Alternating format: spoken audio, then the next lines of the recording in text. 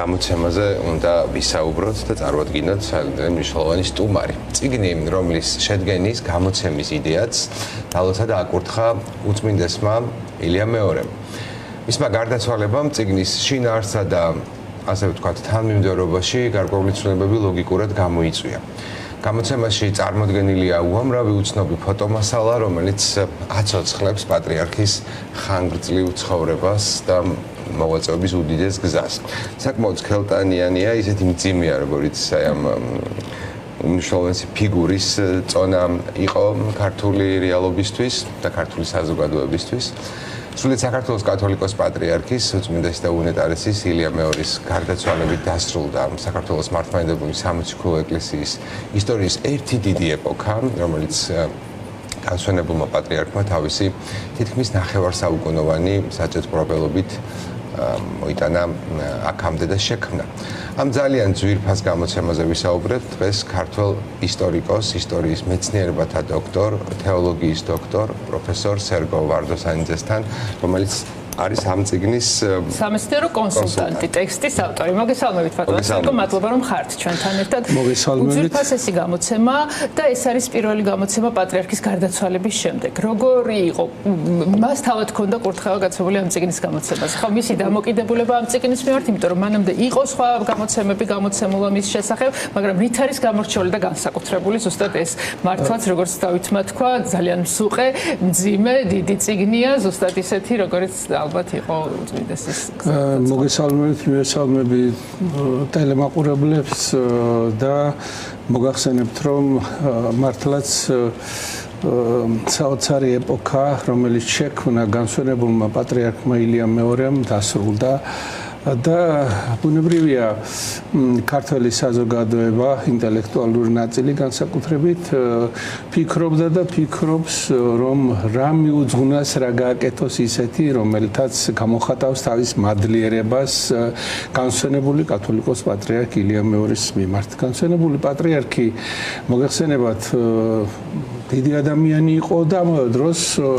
მასთან ჰქონდა კომუნიკაციის საშუალება ყველა ადამიანს, მით უმეტეს თუ ვინმე საქართველოს ეკლესიის ისტორიის საკითხებზე მუშაობდა და ამ ჯგუფმა ბატონი ზურა ჭელიძე ხელმძღვანელობს, რომელიც ამ გამოცემას ახორციელებს, მიიღო მისგან მის ცოცხლეშივე კურთხევა, რომ ასეთი ტიპის ალბომი გამოცემულიყო. მოგეხსენებათ, წელს საქართველოს ქრისტიანობის სახელმწიფო რელიგიად გამოცხადების 1700 წელი ოფიციალურად აღინიშნება და განსვენებული ილია მეორე თავიდანვე ჩაერთო ამ პროცესში, რომ რაც შეიძლება მაღალ დონეზე მოხდარიყო ეს ისტორიული მოვლენა, რომ აღნიშნულიყო სრულიად საქართველოში და ერთ-ერთი იყო სწორედ ეს ალბომი, ვინაიდან ეს არა მარტო კონკრეტულად განსვენებული კათოლიკოს პატრიარქ ილია მეორის ისტორია, არამედ ჩვენი მრავალსაუკუნოვანი ეკლესიის ისტორიის ერთი დიდი მონაკვეთია. ალბომს ახსენებთ თქვენ და ეძახით და მნიშვნელოვანია ხაზი გაუსვათ ფოტომასალას, რაც არის ტექსტში შესული, რით არის გამორჩეული და ამდენად ნახავს მკითხველი ისეთ ფოტოებს, რაც აქამდე, რაღაც წვდომა აქამდე აქვს. მოგეხსენებათ, ძალიან ბევრი ფოტომასალა არსებობს კათოლიკოს პატრიარქ ილია მეორის შესახებ. ბევრიც გამოქვეყნებულია, მაგრამ ამ ალბომში არის შერჩეული სურათების დიდი ნაწილი ისეთი, რომელსაც პირველად იხილავს საზოგადოება და ეს სურათებით გადმოცემული ისტორია, შეიძლება ასე ითქვას. მართალია, მას ახლავს ტექსტიც, ამ ტექსტის ავტორი მე გახლავართ და ამ სურათებზე ვინც არის ადამიანები, უმრავლესობა გარდაცვლილია და მათი ამოცნობა შესაძლებელი იყო და მივაწერეთ კონკრეტულად ვინ, როდის და რა ვითარებაში არის ეს სურათი გადაღებული და ამით არის ძალიან მნიშვნელოვანი. აქ არის პატრიარქის ბავშვობიდან მოყოლებული სურათები, ბავშვობიდან და თავდება იმ ბოლო მოვლენებით. როდესაც საუბრობთ, რომ ცვლილება შევიდა, გულისხმობთ იმას, რომ დაემატა ის როდესაც პატრიარქი გარდაიცვალა იმ დღიდან, აი ეპოქის დასასრულს ეს თავია ჩამატებული. ეს მასალა არის დამატებული და იქ ფოტომასალაც არის სწორედ ამის და მიხედვით შერჩეული, მოგეხსენებათ ილიამ მეორის გარდაცვალება არა მარტო საქართველოს მოსახლეობამ აღიქვა როგორც ძალიან დიდი დანაკლისი, არამედ მსოფლიოს სხვადასხვა ქვეყნებიდან არ დარჩენილა თითქმის არც ერთი ქვეყანა, რომლის სულიერ ლიდერს თუნდაც განსხვავებული კონფესიის წარმოადგენს არ გამოეხატა. ძალიან კაი სიმბოლურად მთელი დიდი სიმბოლოებით არის ავსე ტექსტიც მათ შორის და ძალიან ისეთ თავდება ეს ალბომი განსვენებული პატრიარქი ზურგ შეკცევით საკურთხევლისკენ და ახალი პატრიარქი მის საფლავზე. ალბათ ჩანაფიქრი ქონდა რომ ასე დასრულებულიყო. რა არის აი მაინც ყველაზე უფრო მეტად თქვენთვის როგორც ამ წიგნზე იმუშავეთ, ტექსტების თქვენ გეკუთვნით, თქვენ ხართ ავტორი, განსაკუთრებული უნიკალურობა. ბევრი რამე არის შიგნით ასეთი, მაგრამ აი თქვენთვის როგორც თან ავტორისთვის, იმიტომ რომ წიგნთან მუშაობის დროს მით უფრო როცა ასეთ ეპოქალურ ფიგურაზე უნდა შეადგინო ალბომი თუ წიგნი, რაღაცნაირი მძაფრი ემოციების მატარებელი ხარ მაგ დროს. რა არის განსაკუთრებული უნიკალურობა თქვენთვის პირადად? ჩემთვის პირველ ყოვლისა რასაკვირველია ეს სურათი, თითოეული სურათი ისტორიული მნიშვნელობისა და განსაკუთრებით აი თქვენ ახლა პირველი გვერდზე რომ გავხდა და ეს ფოტო არის გადაღებული 1977 წლის 25 დეკემბერს და აი ამ ფოტოზე კვერთხი რომელიც ილიამ მეორეს უჭირავს ხელში, ეს კვერთხი ამჟამად უკვე აღარ არსებობს. 1978 წლის მაისში ხანძარი როდესაც გაშთა ძველ საპატრიარქოში ის კვერთხი მაშინ იქ დაიწვა. გადარჩა ის კონკულ-ბარტყულზე ისტორიული ჯვარი, რომელიც მე-16 საუკუნისაა და ის ჯვარ-პანაღიები, რომელთაც კათოლიკოს პატრიარქებს გადასცემენ. სხვათა შორის მე მქონდა შესაძლებლობა ერთხელ ვკითხე მის უწმინდესობას, რომ აი ეს კონკულ-ბარტყულზე რომ ჯვარია ძალიან ლამაზია, ძალიან სრულყოფილია და იშვიათად იხურავდა ამას და ეს ძალიან გიხდება თქვენ უწმინდესობა და ამას რატომ არ იხურავ? იცით ამასო მე უფრთხილდებიო, მე როდესაც გარდავიცვლებიო ახალ პატრიარქსო ეს უნდა მიართვანო და მართლაც ასე მოხდა. ახალ პატრიარქს სწორედ ეს ჯვარ-პანაღიები და კონკულ-ბარტყული მიართვეს. ეხლა ჩემთვის იქ კიდევ საინტერესო რა იყო, რა მინდოდა მეჩვენებინა. პატრიარქი იყო, მოგეხსენებათ, სახალხო პატრიარქი იყო და აქ საზოგადოების სხვადასხვა ფენის წარმომადგენლები აი თუ მსახიობები, თუ მეცნიერების სხვადასხვა დარგის წარმომადგენლები, თუ ჩვეულებრივი მრევლი, აი ესენი ყველანი აქ არიან წარმოდგენილი და კიდევ აქ არის წარმოდგენილი ყველა ეპარქია, რომელიც პატრიარქს დახვდა, სულ იყო 7 მღვდელმთავარი და შემდეგ რომ გაიზარდა და დღეს მოგეხსენებათ 38 მღვდელმთავარია, 51-მდე ეპარქია და ყველა მღვდელმთავრის მოკლე და თუნდაც ამიტომ დაამუშავებია ყველა ეპარქიაში იყოს ეს ეპარქიისათვის ძალიან დიდი მნიშვნელობა. აი იმ ფოტოს როზე ვერიკო ანჯაფარის ეს მაინტერესებს, ტექსტი თხრობითია, იმის ისტორიას აღწერს თუ არის შეფასებითიც და რამდენად მოიცავს განსაკუთრებულ ისტორიებს, თქვათ რაც შეიძლება აქამდე არ იცოდეს მაყურებელმა და წიგნში გაიცნოს. იცით რა შეასაქმე არის შეფასებითი ნაწილიც და თვითონ თხრობაც, ანუ ცალკეული ადამიანები, როდესაც საუბრობენ პატრიარქზე, ფაქტიურად შეფასება არის, შეფასება არის. ახლა აი შვილგარდაცვლილი დედები, ვერიკო ანჯაფარიძე სწორედ ამ შვილგარდაცვლილ დედათა ჯგუფშია, როდესაც მას შვილი გარდაეცვალა და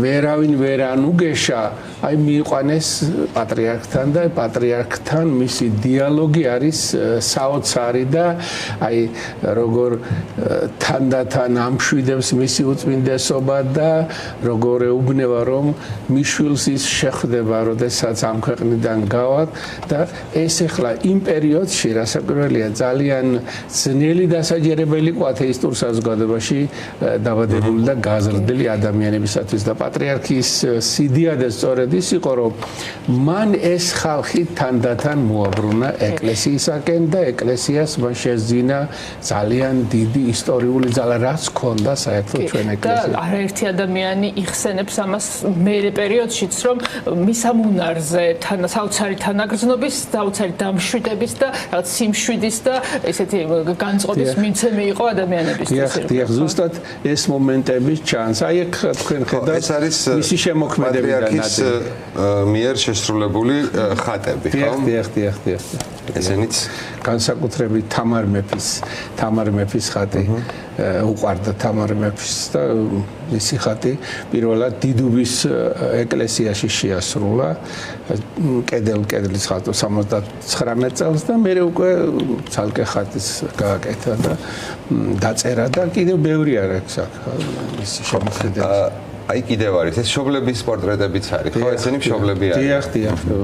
ქალბატონი ნატალია კობაიძე შიოლაშვილი და გიორგი სიმონიძე შიოლაშვილი მისი მშობლები არიან. დიახ. ბატონო, მაინც რით არის განსხვავებული წიგნი, რომელიც გარდაცვალების შემდეგ მალევე გამოიცა, ანუ ყველა იმ სხვა წიგნებისგან თქვათ რაც აქამდე გამოცემულა პატრიარქისთვის აი ამ კუთხით რა შეასახმე რასაკვირველია, როცა ადამიანი ცოცხალია და მას რაიმე გამოდის, მაინც გარკვეული შებოჭილობა არის. და ეხლა უკვე ყველას მიეცა შესაძლებლობა, რომ უფრო თავისუფლად და უფრო თამამად გამოხატოს თავისი პოზიცია განსვენებული პატრიარქის მიმართ და მე არ დამოწყდება ერთ-ერთი მისი ძალიან მნიშვნელოვანი სიტყვა ეპისტოლეშია, რომ სულიერება ერში ცალკეულ მადმოსილ პიროვნებათა მეშვეობით ვრცელდება. ისინი წინ უძღვიან ერს და როგორც სანთელი იწვის, ასე იწვიან, მაგრამ ანათებენ და უნათებენ გზას ხალხს და სწორედ ასე სანთელივით იწოდა და უნათებდა გზას ჩვენი პატრიარქი მთელ ერს. როცა აი ხა დღეს ეს კვირა ფაქტიურად 108 წელი შესრულა კათოლიკოს პატრიარქ კირიონ მეორის გარდაცვალებიდან და 7 ივლისს მისი დაკრძალვის დღეა და როცა ის გარდაიცვალა ერთმა მაშინდელმა საზოგადო მოღვაწემ იოსებ იმედაშვილმა ასეთი რამ დაწერა ჩაქრა ლამპარი, რომლის მსგავსი საუკუნეში ერთხელ აინთება და თალმად შეიძლება ითქვას ჩვენი განსვენებული პატრიარქი ერთ-ერთი ასეთი დიდი ლამპარი იყო და ეს წიგნი არის ერთგვარად როგორ გითხრათ დასაწყისი დავასწარით ჩვენ სხვების ბევრს გააკეთებენ და კიდევ უფრო ბევრი დაიწერება და წარმოჩინდება განსვენებული პატრიარქის ღვაწლი და ამ წიგნს კიდევ ის აქვს თავისებურება, რომ ბავშვიც ახალგაზრდას დასაკოვანის ძალიან ადვილად გაიგებს, ისე მარტივად არის. ეს არის ამ წიგნში ეს ხასიათი იგრძნობა, მე დილით ვიდრე თქვენ ეთერში მობრძანდებოდით გადავხედეთ, ან რაღაცა ეს მისი უდიდესი გზა აი ამ რაღაცა ძალიან საინტერესოდ არის დახარისხებული, მათ შორის მოვდივართ მის მიერ მონათლულ უამრავი ბავშვის ისტორიამდე და რაღაცა როგორც გითხარით ფანტასტიკურად სრულდება ეს ჩანაფიქრი, არ ვიცი, რაღაცნაირად ძალიან მნიშვნელოვანი არის. ფოტოებითაც მიყვება ქართული ეკლესიის ისტორიას. მნიშვნელოვანი ვიზიტები არის შესული, ხო, აი ამ სოფლიოს მართლმადიდებელი და არამართლმადიდებელი ეკლესიის მეთაურების ჩამობძანება და პირიქით ჩვენი განსვენებული პატრიარქის ვიზიტები უცხოეთში. ამ წიგნის გამომცემლები ვარაუდობენ, რომ აქედან მიღებული თანხის დიდი ნაწილი საქველმოქმედო მიზნებისათვის იქნას გამოყენებული. ესეც ნუ ძალიან მნიშვნელოვანი და ლოგიკურია, იმიტომ რომ თვითონ წიგნი ეძღვნება იმ ადამიანს, რომელიც რაღაცნაირად მადლი ძალიან მნიშვნელოვანი იყო, ხო, მთელი მისი სიცოცხლის განმავლობაში. აი ამ ნაწილზეც მინდოდა მეკითხა, ვიცი რომ ეს რაღაცნაირად ლიმიტირებულიც არის, გამომდინარე იქედან რომ მას განსაკუთრებული ხარისხი გააჩნია, თუ იგეგმება, არ ვიცი თუ მუშაობენ თავად გამომცემლები რაღაც საქველმოქმედო პრეზენტაციაზე, ну, ძირითადად ალბათ მეწეღანც ვახსენე, რომ ალბათ ერთ-ერთი ის რომ ყველა ეპარქიაში უნდა იყოს და ნუ რაღაცნაირად აი საქველმოქმედო ხაზზეც რო ვისაუბროთ, ხო? აი ამ მიმართულებით თუ არის რაიმე გეგმები. სწორედ ამას ფიქრობენ, რომ გაიმართება პრეზენტაცია და როდესაც პრეზენტაცია უკვე წავა წიგნის რეალიზაცია, აქედან გარკვეული თანხები სწორედ ამ საქველმოქმედო მიზნებს მოხმარდება და ეს იქნება ერთგვარი ესე რომ ვთქვათ გარკვეული მადლიერების გამოხატვა ამ დიდი ადამიანის მიმართ, რომელმაც ეპოქა შექმნა ჩვენი ეკლესიის ისტორიაში. ჩვენ ვისაუბრეთ ხატები ვახსენეთ მის მიერ დაწერილი და მოუკარი თვალი მუშაობის პროცესს საგალობლებზე ინსტრუმენტთან. ხო, აი ამ ისეც ალბათ ცალკე თავად არის შესული, ვთქვათ, მისი მუშაობა სხვადასხვა რაღაც მიმართ. რა თქმა უნდა, მოგეხსენებათ საერთოდ როცა მისმა უწმინდესობამ დაიწყო პატრიარქობა 1967 წელს, მაშინ ქართული გალობის საქმე ძალიან რთულად იყო. ცოტა იყო მგალობლები, ხელისუფლება არ აძლევდა უფლებას ადამიანებს, რომ ეკლესიაში ეგალობათ და პატრიარქმა დიდი ძალისხმევა გასწია იმისათვის, რომ ქართული გალობა აღდგენილიყო და დაბრუნებულიყო ეკლესიაში. დღეს არ არის საქართველოში მოქმედი ეკლესია, სადაც ქართული გალობა ასრულდება. ამას იმანაც შეუწყო ხელი, რომ თვითონ პატრიარქი მრავალმხრივ ნიჭით დაჯილდოვებული კაცი იყო და აი მუსიკალურობა, მისი მუსიკალური ნიჭი სწორედ ამის გამოხატულება იყო. იცოდა მან ქართული გალობის ფასი. და ძალიან მნიშვნელოვანია ყველა თავს თან ციტირება ახლავს უწმიდესის სიტყვების. აი მაგალითად ეპისკოპოსობა არის ეგეთი თავი, აქ ამბობთ მის სიტყვებს უგზნობ შიშსა და ძრწოლას, მაგრამ ამავე დროს სულიერ სიხარულსა და იმედს. აი როცა გადავდივართ მაგალითად აღსაყდრებაზე, აქაც არის პატარა ნაწილი მისი სიტყვიდან, კარგად მესმის ის პასუხისგებლობა და სიმძიმე ჯვრისა, რომელიც უფალმა მარგუნა და ძალიან ბევრი ციტატები არის თავად უწმინდესის. სწორედ 25 აგვისტოს 1963 წლის 25 აგვისტოს იგი გახდა ეპისკოპოსი, შემოქმედელი ეპისკოპოსი. ძალიან საინტერესო სიტყვა და იქ ნაწყვეტია და რაც შეეხება პატრიარქად აღსაყდრების დღეს წარმოთქმულ სიტყვას სვეტიცხოველში, აი სწორედ იქაც მე შეგნებული მაქვს ის საპატიო და უმძიმესი და საპატიო მოვალეობა, რომელიც ამ წმინდა ტაძრის თაღებს ქვეშ დამოკისრა მაღალმა ღმერთმა. სწორედ იქ ბრძანა ეს სიტყვები და ამ შეგნებით განვლო მთელი თავისი ცხოვრება. კი, და უკვე არის ხელმისაწვდომი, ვიცი რომ ჩვენთან ძალიან ახალი მოვიდა, ალბათ უკვე იმ პირიდან შესაძლებელი იქნება, რომ შეიძინონ ვისაც ამის სურვილი, განსაკუთრებით ეპარქიებს ალბათ ექნებათ ამის შესაძლებლობა. ძალიან დიდი მადლობა, რომ მოგვეცით შესაძლებლობა ამ მნიშვნელოვან მადლობა. საინტერესო იყო თქვენი მოსმენა. მემატიანე ხართ არა მხოლოდ ილია მეორის ცხოვრების, ზოგადად ჩვენი ისტორიის და ძალიან დიდი მადლობა. მადლობა სტუმრობისთვის. საუკეთესო გადაცემას კი PSP-ს ტრადიციული რუბრიკით გავაგრძელებთ. რუბრიკის სპონსორია ფიორესანშელის მწერების ნაკბენის დამამშვიდებელი როლერი. 11 ეთერზეთი ქავილი